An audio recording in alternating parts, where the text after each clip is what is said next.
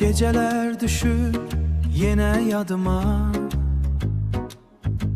senin bakışların toxunur canıma.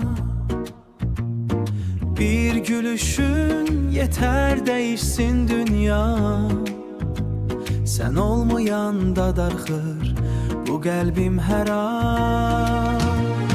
Gözlerinde itip kaldım ben, sensiz geçmir birce günde.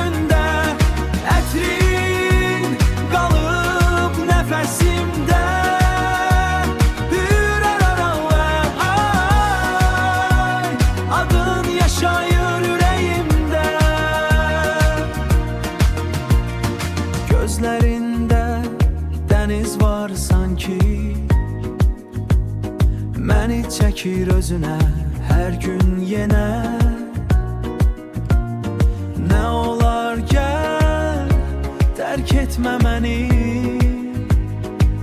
bu sevgini yarım qoyma belə.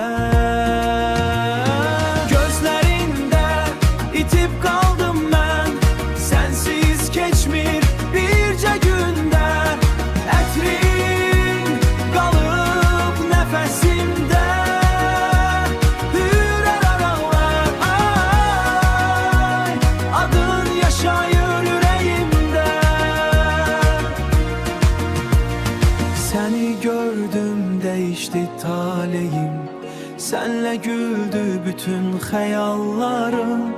Bir toxunuşun kifayət edir, seni sevmək oldu nəfəsim. Gözlərində itib qaldım